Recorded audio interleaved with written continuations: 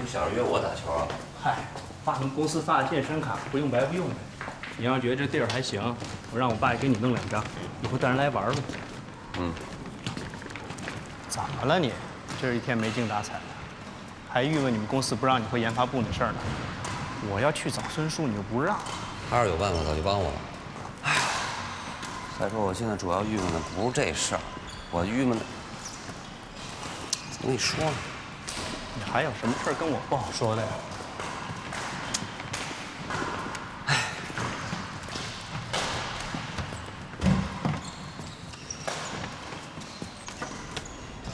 我今儿去杂志社找赵文，看见他跟周浩在一块儿。什么？赵文跟周浩？那你为什么要去杂志社找赵文啊？有事儿呗。前段日子他在小吃街找我说了一堆莫名其妙的话，我今天就是想过去问问他到底什么意思，结果就给撞见了。你不是对赵文还怀着什么念想吧？打住啊！我没那么欠抽，我是正在发愁呢。你说我妈好不容易把赵文追薛洋的事给平了，赵文现在又跟周浩弄一块儿去了。周浩跟薛洋是好哥们儿，你说赵文在中间这么一搅和，谁知道能搅和出什么幺蛾子来啊？是不是？再说周浩那人根本就是一花花公子，整天左拥右抱的。你说赵文跟他在一块儿，就算是想安分，那也安分不下来啊。我怎么觉得你这话里句句的透着担心赵文的意思？这女的跟安分这词有关系吗？我是替我自己个儿担心的，行吗？你说你，我问你，琪琪整天对你的好成那样，你为什么不接受她做你女朋友？没事吧你？这怎么又绕到这事儿上去了？你就是心里还有赵文，我还有他姥姥呢。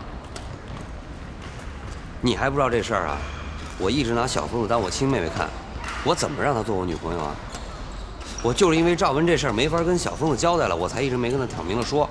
只要我一想跟他摊牌，他就哭着喊着啊，就说是因为我居然觉得他还不如赵文。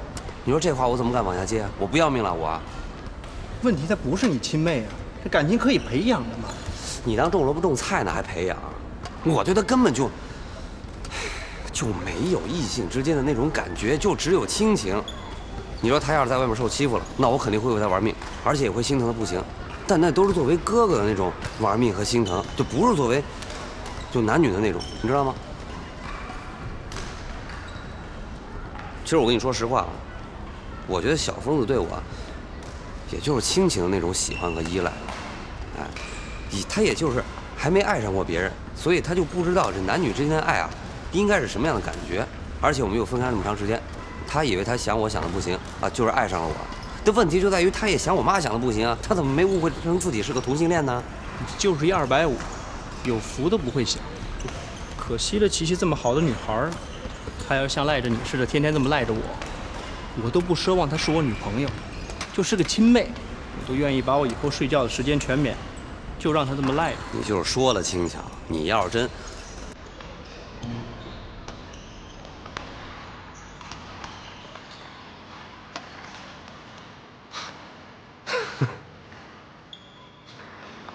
你等会儿。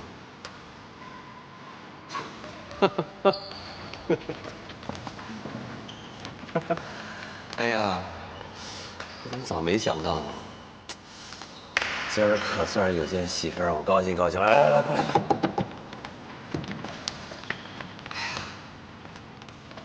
来！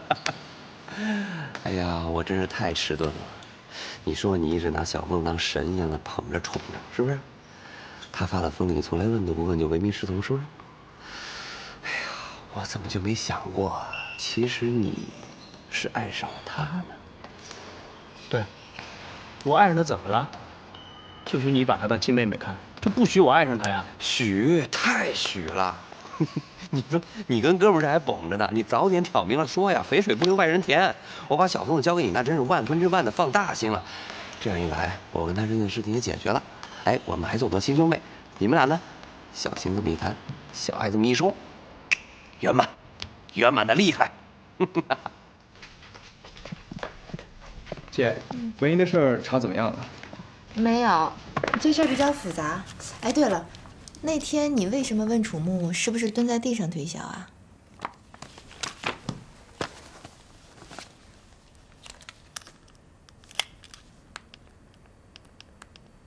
哦，这个图片是周浩发给我的。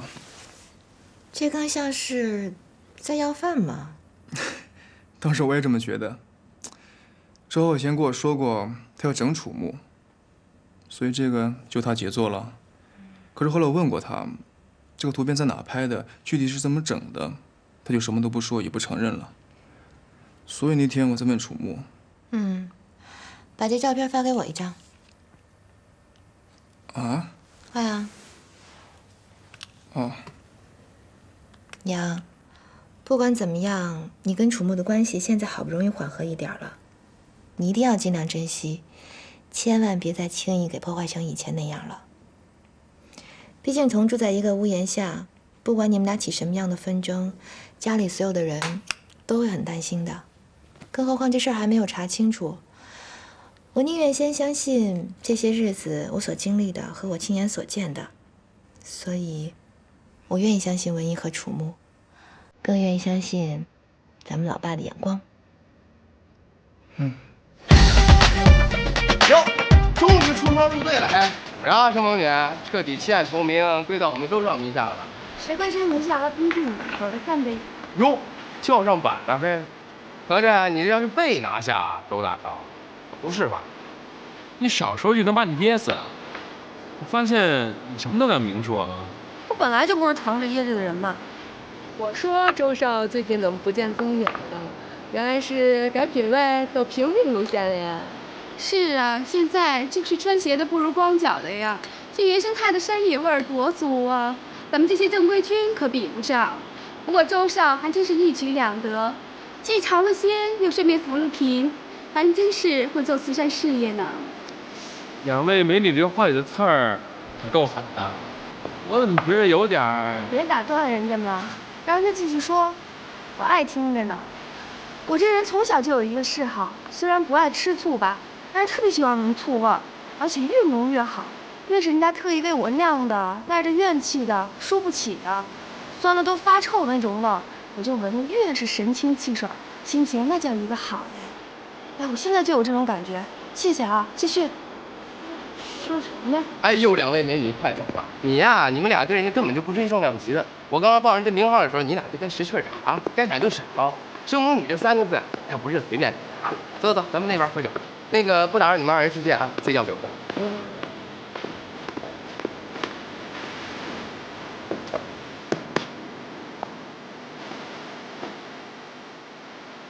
果然是鬼神不吝的你。他们也算得上鬼神啊！我今儿挤给他们2句，就是给他们大面儿了。不出2月，他们就跟我屁股后面求我回头瞪他一眼，我都没那美国时间搭理。听你这意思，顶多2月也能成大人物吗？你奇怪吗？你也会一样啊？怎么呢？你是已经决定让我参加你的火影冰心的计划了吗？你今天来就是为了要跟我商量这事儿？你有能力以私人名义办一场名流派对吗？太有了，派对嘛，那是我强项。名流派对嘛，无非就是请几个我们叔叔辈的人过来捧捧场，都是朋友帮朋友。我有一哥们儿特别擅长干这个，他拉进来不就行了吗？成交。本来我们主编是要以杂志社的名义办这场派对的，但是我觉得这事儿真的是谁办谁火，失去这机会都太可惜了。我好不容易说服他，让他把这事儿交给我找人去办。但是有一前提条件，这个主办人里必须有我的名字啊，这个代表我们杂志社呢。没问题，以咱俩的私人名义一起办这派对不就完了吗？真的啊？上脚。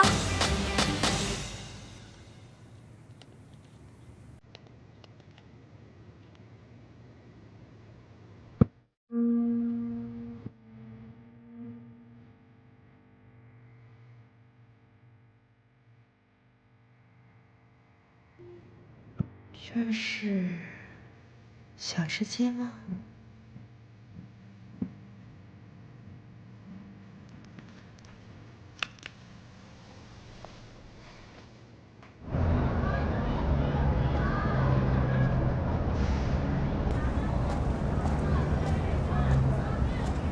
哎呦，福星来了！哎，你们这儿扩大经营了啊？哎，那边有一空店，来，走走走。啊，你们这儿加了小制作啊？这人比以前更多了。嗨，要不我说我一见了你就是葵花见太阳了。这都托了你跟你们家那位仙儿的福了。我这天天爆棚，而且这些顾客呀，对我们家的其他小吃评价还都挺高。我跟我舅舅一合计，干脆就把这店改成综合小吃店，你看怎么样？特别棒。哎，最近怎么在这条街上没看着你？啊，我换别的地儿推销别的东西。这不今儿去那公司离这儿近吗？你想午饭就跟你这儿解决吧，顺便照顾你的生意。够意思，这顿饭必须我请。哎，我这新添了几个小菜，等会儿啊，我给你端去啊。哎呀，这小风不当推销可惜了。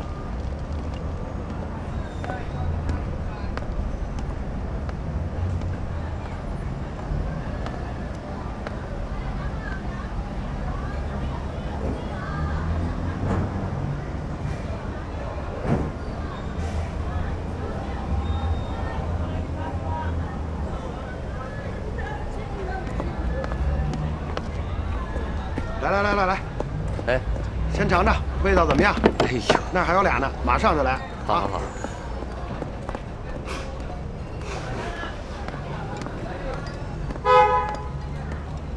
好吃吗？嗯。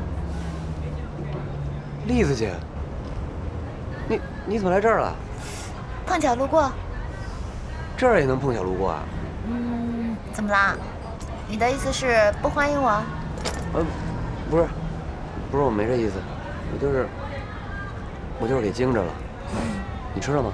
没有，我能吃吗？啊，等，谢谢。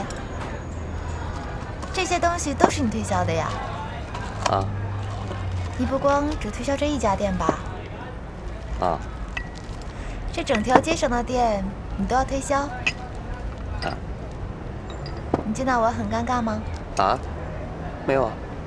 不是，我是，哎呀，没想到你会来这儿，还坐在这儿吃东西，我这一时半会儿没适应。你知道吗？坐在这种地方吃饭，可是我从小到大一直梦寐以求的事儿。啊。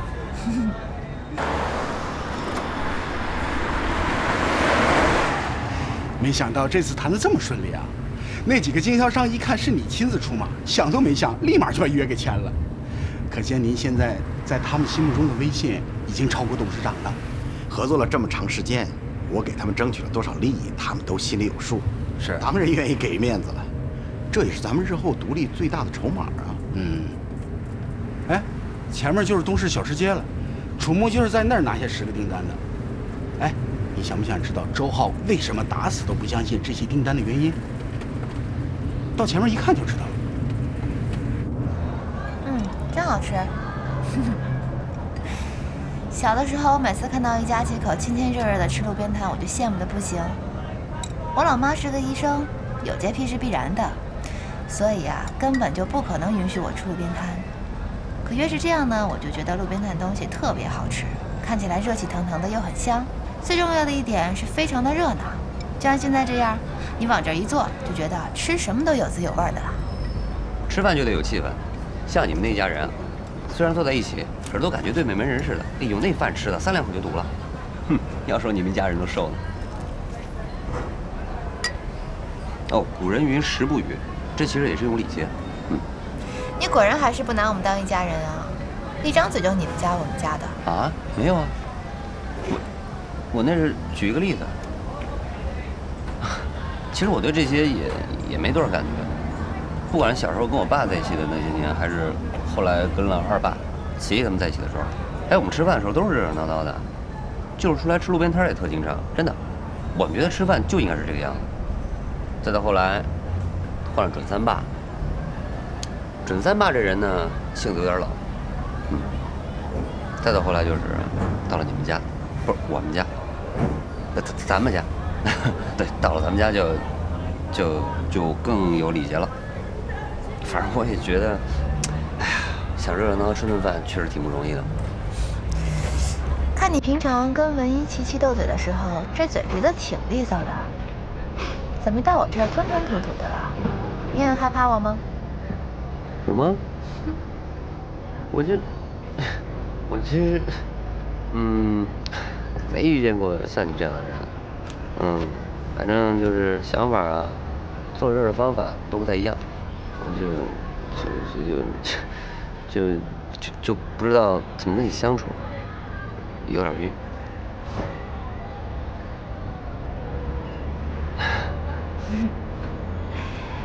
你真诚实，这样最好了。我这个人呢，不喜欢别人拐弯抹角，虽然我自己就经常拐弯抹角。得，更晕了。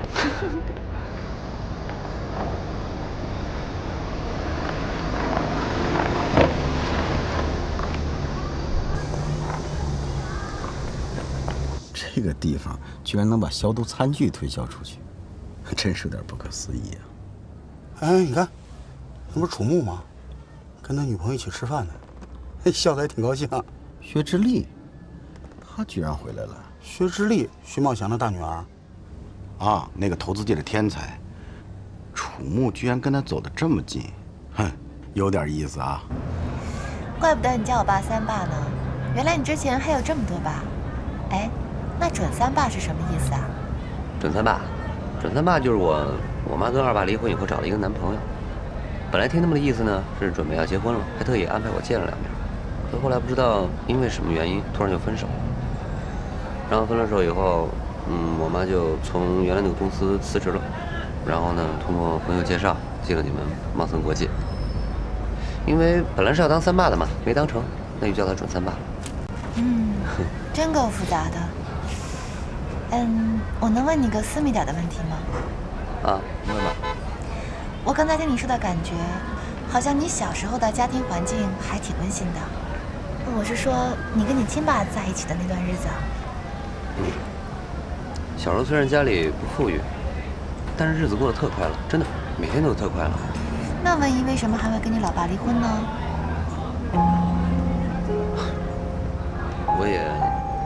我也不知道。可能是因为我爸太老实巴交了吧，再加上，也一直没干出什么大事业来。要不就是俩人性格不合。看我妈，她每天就像一个永动机似的。精力永远旺盛，永远停不下来。然后我爸就是一个想过平平淡淡日子的那么一个宅男，所以他们俩根本不是一个世界的人，所以过不长吧。那你老爸也再婚了吗？没有，他一直一个人。我劝过他，他自己不愿意。我也没办法，只能是尽量多抽时间陪他呗，别让他一个人觉得孤单。不过好了，他现在工作也开始忙了，应该也没时间觉得孤单。哟，对了，我都忘了问我妈有没有打电话过去祝贺他了。我估计啊，99.9%他没打这个电话。我妈对我爸的事儿一直就不怎么上心，哎呦，都得我盯着。吃。啊。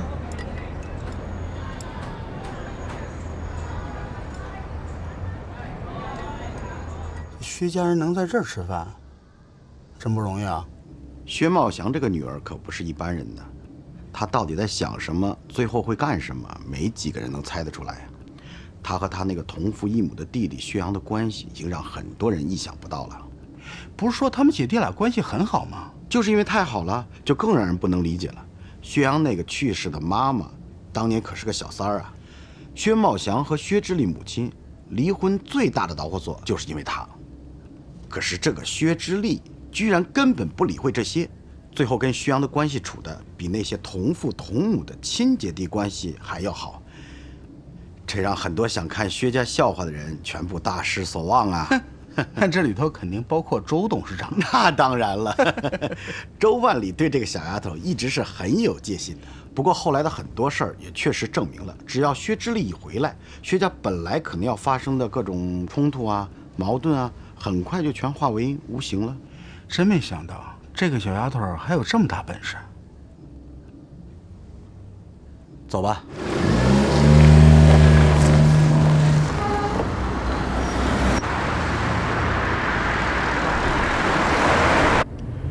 孙乾，你以后可以跟楚木尽量走得近一些，越近越好。不过记着别在公司里做太明显就行，一定要避开周家的人。你是要把他变成自己人吗？敌人的敌人就是朋友嘛。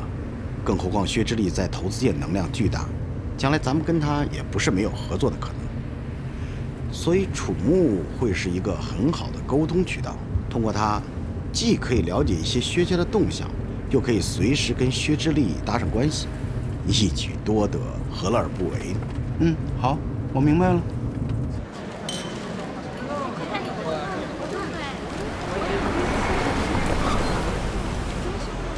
这么热闹啊！看这人气，下一阶段的宣传想不火都难呢。哎，你能跟我说句实话吗？你策划这宣传模式的时候，是不是也担心过，万一这市场没这么大反应，你该怎么收场啊？没担心过，因为它铁定火。行，我知道你自信心足的，能把这喜马拉雅山给轰平了。可是这事儿吧，它不是光有自信心，它就能出结果的。你面对的是普通大众，这大众的心理多难猜呀！那你怎么就能肯定他们从一开始就能买你的账呢？因为我自己就够大众、够世俗、够虚荣啊，所以我设计出的模式，只要能够吸引我自己，就一定能够吸引大众。但是想要轰动的再彻底一点，就需要在这种模式里再加入一点点高于普通世俗的小创意和新鲜模式，这样吸引大众的同时，又让他们找到了仰视的感觉。大众嘛，喜欢寻找偶像，所以你就可以成为经典了。俩字儿，服了。以后日子还长着呢，你会频繁地使用这两个字。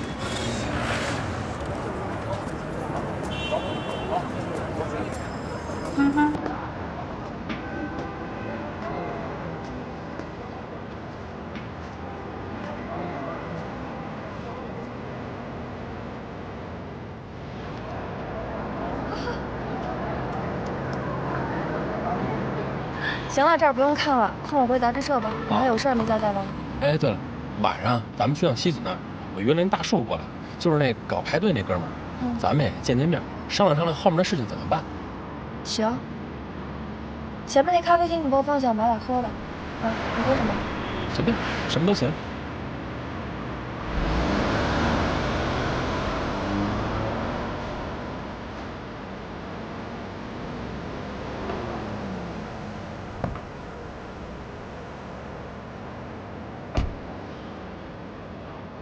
苍蝇姐，你怎么这么给我机会呀？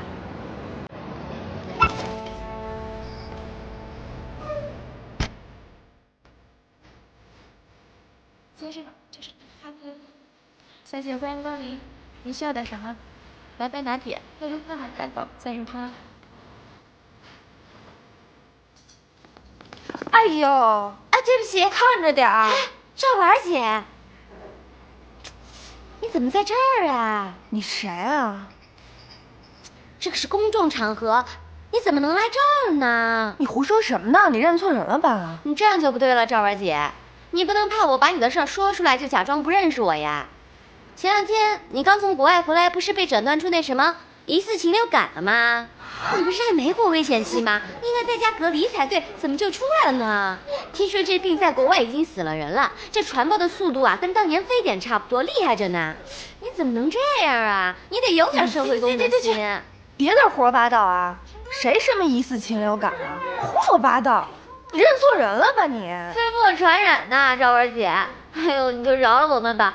怎么着你也戴一口罩嘛，对不对？你这人怎么这样啊？还不赶紧出去！赶紧的！就是啊，没见过你这样的，怎么那么没素质？哎，走，这买杯咖啡还能染上病，这怎么回事这是？哎，你们怎么就相信他呢？我真的不认识他。对不起，小姐，为了其他顾客着想，不管怎么样，还是请你先离开吧。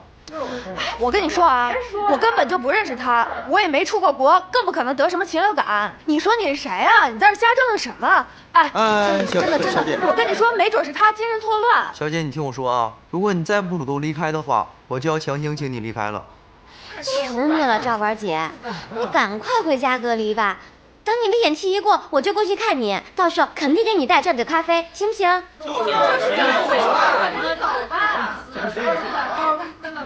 你狠！我告诉你，别让我再碰见你，神经病！唉，我也是好心嘛。哎，小姐，谢谢你啊！如果不是你及时发现的话，我想我们都得变成疑似患者。哎，您太客气了。哎，对了，你想吃点什么？我给你打7折。哎，这是我应该做的，应该做的。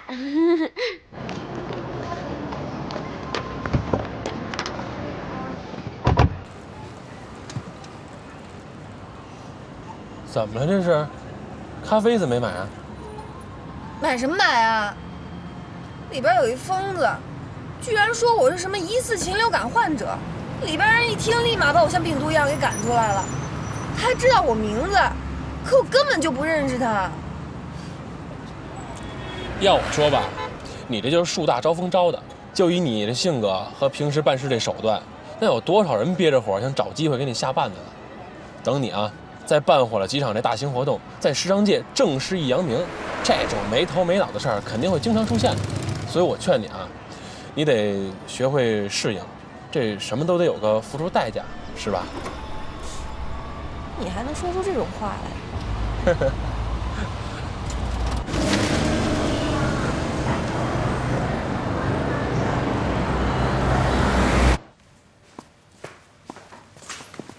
李姐，我爸和文英他们回来吃晚饭吗？哦，不回来吃，他们说让你们好好吃。嗯。哎，公司最近怎么会这么忙呢？他们很久都没回来吃晚饭了。是不是一家人不能在一起吃晚饭，你也觉得有点不舒服了？没有啊，我就是觉得奇怪，他们怎么会这么忙呢？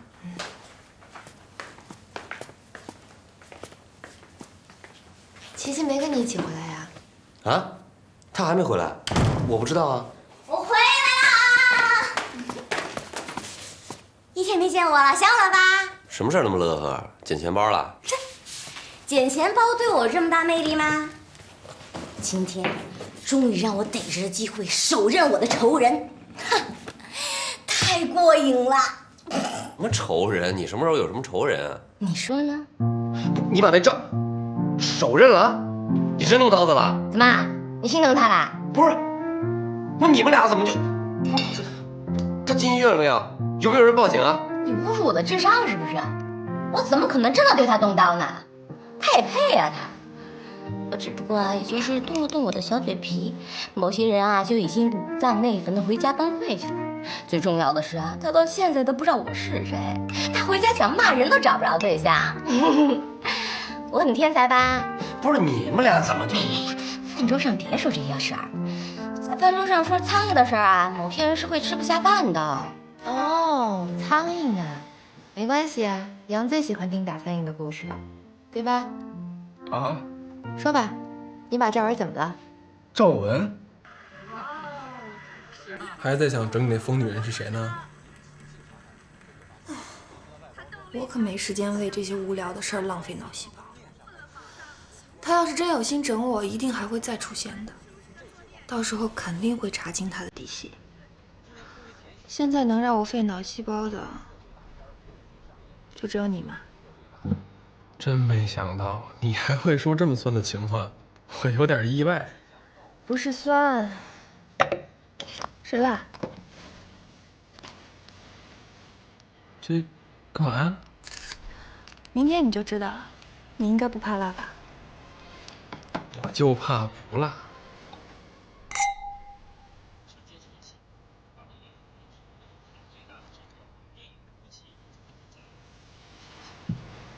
这不上我了吧？别撞！你又撞墙！你怎么这么笨呢？琪琪，你又不玩，你老在这叫我什么呀？你这太笨了，我怎么叫不会。行了行了，玩差不多行了啊，别太晚了啊，早点睡让他。进二档呀！你看你又撞墙了吧？我怕。别哭，你让着点人家。雷姨早，爸早，早。最近天天见不到你们啊，公司很忙吗？嗨，别提了，本来啊，国内铺市场就够忙的，结果这2天国外的订单催得特紧。哟呵，你们俩这晨跑坚持的不错呀，有点进步没有，儿子？身体素质特别好，跑几圈也没什么反应。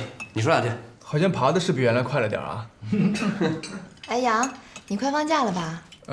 还得一段时间，考完试就快了吧？假期有什么安排吗？现在还没想好呢。那就去公司帮忙吧，是吧，爸？杨也应该多了解一下公司了，这样明年毕了业才好到公司工作嘛。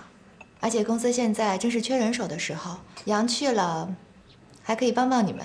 这个现在公司正在大规模的整顿，这个徐阳现在去，我觉得不太好安排位置。这样，等过一段呢，公司人员都定了，其他都安排好了，那个时候徐阳再去更合适点。哎，你明年是不是就该到公司实习了？是啊。那明年你就直接到公司来，今年呢，就放你最后一个自由假期，可以好好玩玩。哎呦，那你可得好好珍惜。真的，一上班累着呢。这一点楚木最有感触了，是不是儿子？啊，对，我最有感触了。我现在都恨不得回到小学去念书，哎，要能回到幼儿园就更幸福了。你干脆直接回我肚子里得了。也行。真讨厌这孩子。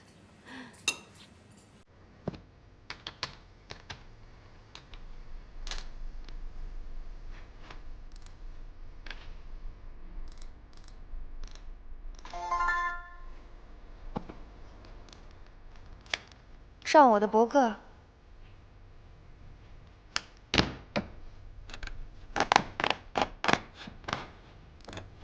Mr. Right， 执子之手与偕老无关。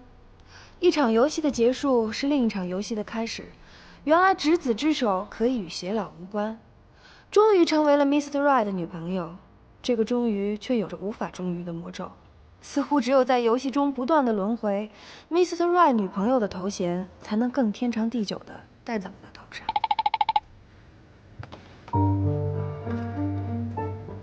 不是要做我真正女朋友吗？为什么又与偕老无关呢？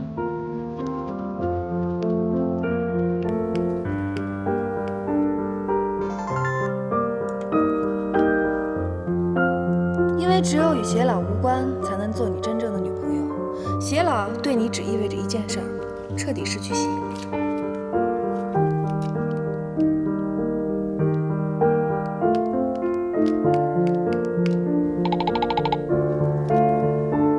我真的有点开始喜欢了。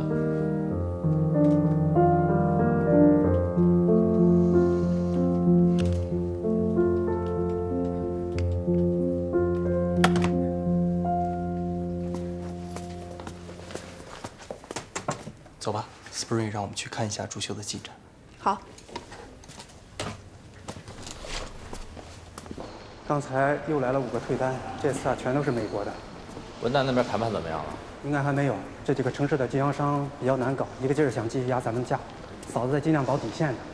再让一个点吧，先打进市场再说，回头再慢慢提价。好。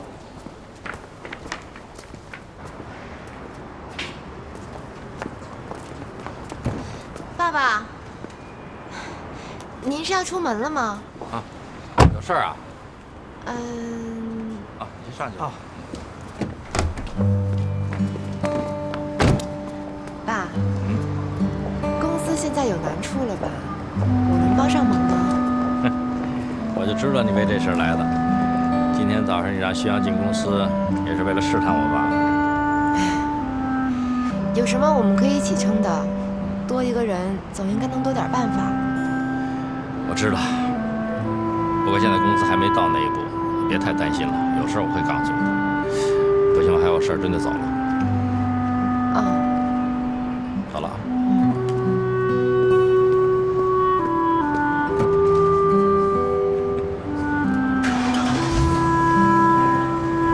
走吧。薛总，公司的事儿是要瞒着支力吧？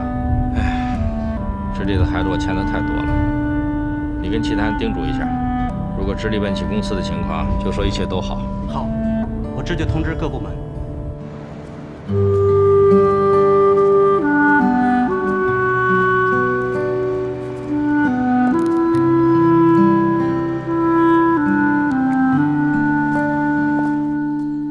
公司看来是真的出问题了，会是跟文怡有关吗？那天在小吃街楚木的样子不像在撒谎啊！要是他知道自己的父母私底下还有联系，肯定会很高兴。绝对不会是一提到父母的关系就很尴尬的样子。那也就是说，楚木也不知道文怡去研究所的事儿喽。可是文怡为什么要连楚木也一起隐瞒呢？为什么呀？可恶，今儿周末，请我去酒吧喝酒。哎呀，你在房间把音乐声开大点，我下去给你拿罐啤酒行不行？酒吧，哎，栗子姐，你回来啦？啊。哎，薛洋不在。哦，我不找他。哎，我爸他们回来吃饭吗？不回来，刚来的电话。哦，栗子姐，我想静一会儿，谢谢。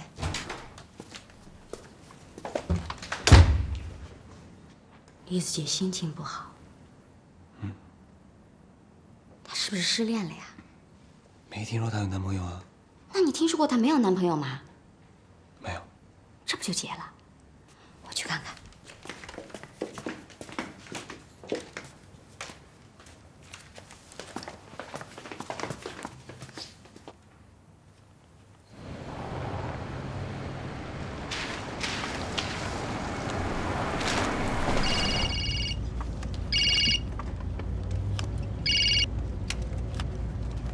喂，薛大少，消失这么多天，都忙什么呢？没什么，干嘛？来西子这儿聚聚吧，我给你介绍2个朋友认识认识。改天吧，今天家里还有点事呢。有事儿？是不是家里又开战了？需要我帮你整谁吗？不是，没有这些事。行了，我要停车了，挂了。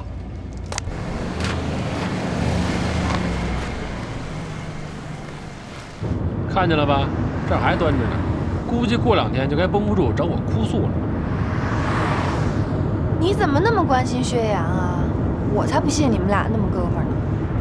我是怕他赖着我赢辆摩托车不给我。哎呀，我怎么闻见醋味了呢？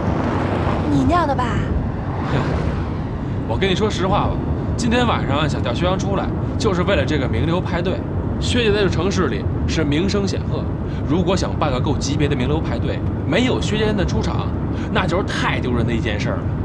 所以呢，我就是想把薛洋叫出来，跟着也掺和去。而且呀，你做了我女朋友之后，咱俩呢还没跟薛洋正式照过面。今天呢是让你适应适应，咱仨呢也得互相适应适应。万一在这名流派对上一碰面，没个心理准备，咱仨都尴尬。你们俩适应就行了，我不需要那个。这世界上没有什么事儿能让我尴尬的，因为我的脸皮打从一生下来就还给我爸妈了，所以这个世界我平汤定了。你这话吧，真是精准，雷爆了我了，你知道吗？知道，你给我好好开车。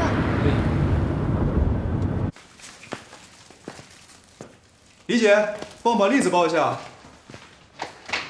哎呀，你拉我干什么呀？为什么不让我进去嘛？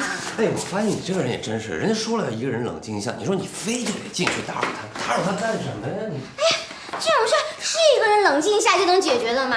越是一个人待着，越会出问题的。哎，冰葫芦，正好栗子姐失恋了，你快去安慰安慰她嘛。我姐没男朋友，是什么恋呢？啊？你听听，那人家肯定就是因为工作上的事烦。你说你非得把这些事儿往那八卦上面靠。栗子姐都这么大个人了，还没有男朋友啊？我姐从来都是事业第一，觉得耽误时间，不愿太早考虑这事儿。你以为谁都跟你似的？道君是主业，上学是副业，整天最大的事儿就是围着一个人转。哎呀，我也是好心嘛，我还不如担心栗子姐心情不好，跑到你房间里一个人憋出什么事儿来。真是的，那么损我什么意思嘛？哎，你等会儿。我姐心情不好，去了我房间。对呀。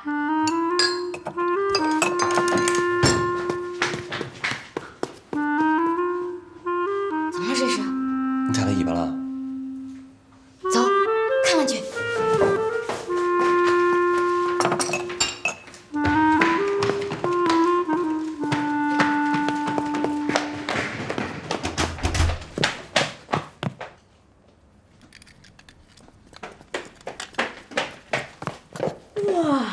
哇塞！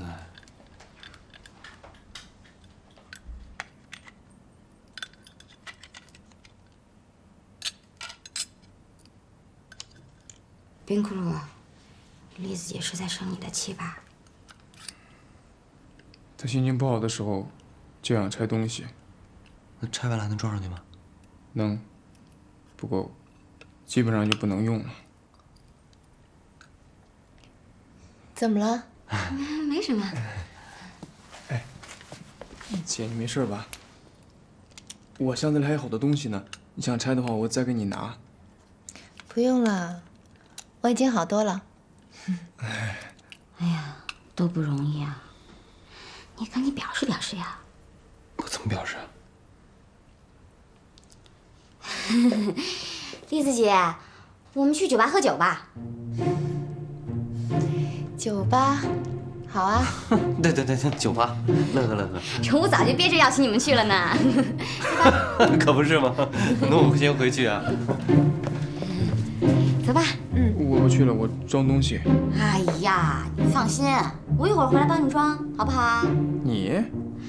总之，我肯定搞定他，相信我，行吗？走了，去酒吧了。哎呀，走吧。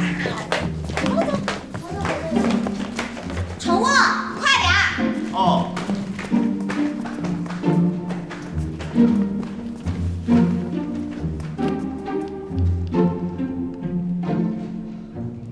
达子。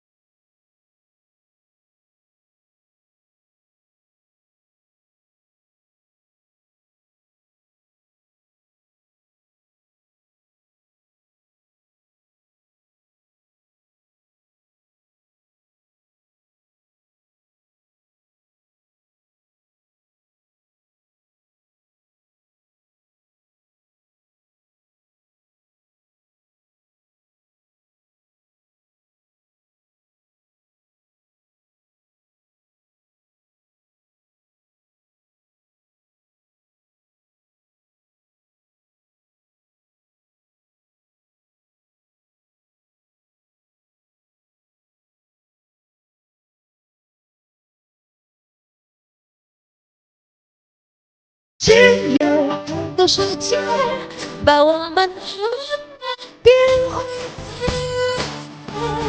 多想和你相见，有再多的明天。来的个瞬间，因